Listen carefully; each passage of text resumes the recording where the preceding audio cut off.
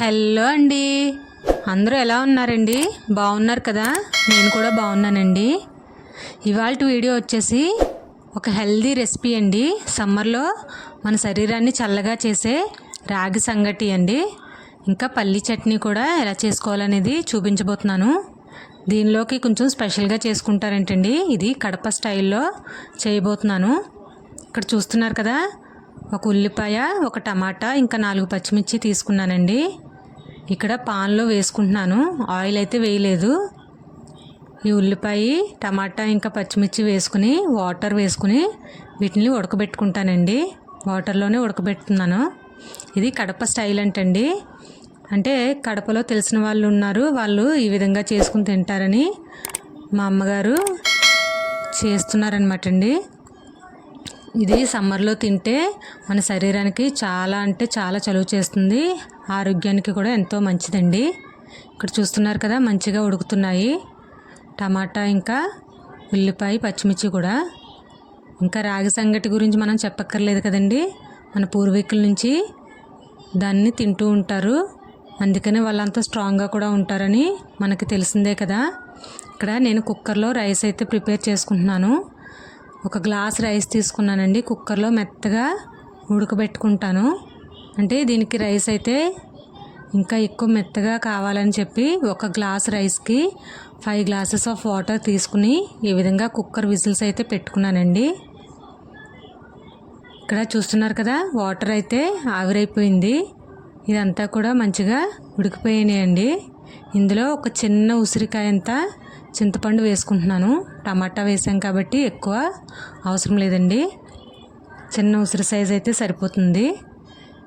కాసేపు మూత పెట్టుకుని, ఇప్పుడు చూడండి డ్రైగా అయిపోయింది, మొత్తం వాటర్ అంతా ఎగిరిపోయి డ్రైగా అయిపోయింది. ఇప్పుడు జస్ట్ ఒక టీ స్పూన్ ఆయిల్ అయితే వేసుకున్నాను.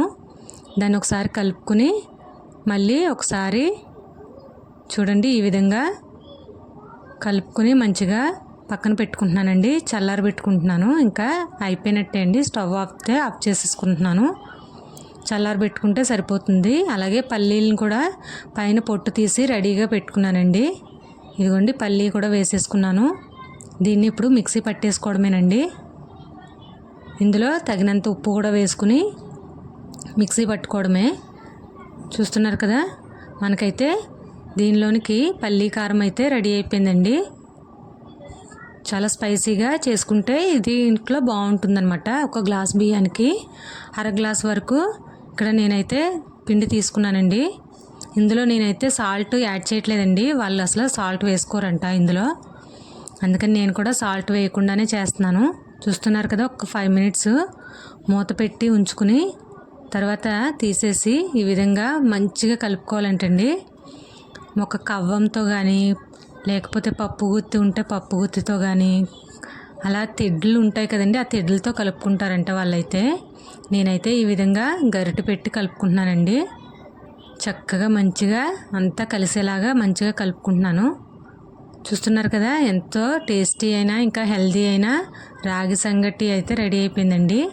దీన్ని వేడివేడిగా ఉండగానే మనం ముద్దలుగా చేసుకుంటే అది ఎక్కువసేపు వేడిగా ఉంటుంది, తినేటప్పుడు చల్లగా అయిపోకుండా వేడివేడిగా తింటేనే మనం ఫాస్ట్గా ఇంకా మంచిగా తినగలుగుతాము.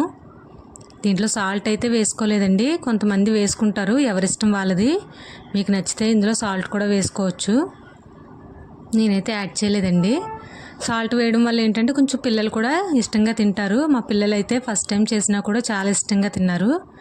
ఇక్కడ నేనైతే నెయ్యి వేసుకుంటున్నానండి, ఇంకా పల్లి కారం కూడా వేసుకుంటున్నాను. ఇది ఇంట్లో చేసిన నెయ్యి అనమాట అండి. చక్కగా అందులో వేసుకుని పల్లి కారం చట్నీ కూడా పక్కన వేసుకుంటున్నాను. మా పిల్లలు అయితే ఫస్ట్ టైం అయినా కూడా చాలా ఇష్టంగా తిన్నారు. మళ్ళీ మళ్ళీ చెయ్యమ్మా, ఎవ్రీ సండే ఇది చెయ్యమ్మా అని చెప్పేసి అన్నారు. మీకు నచ్చితే నాన్ వెజ్ కర్రీస్లో కూడా చక్కగా ఈ విధంగా చేసుకుని తినండి. సమ్మర్లో ఎంతో హెల్దీ అయిన రాగి సంగటి అయితే రెడీ అయిపోయిందండి. ఇదండి ఇవాళ వీడియో. మీకు నచ్చింది అనుకుంటున్నాను. లైక్ చేయండి, షేర్ చేయండి, కొత్తగా చూసేవాళ్ళు సబ్స్క్రైబ్ చేసుకోవడం మర్చిపోవద్దండి. Thanks for watching this video. Thank you.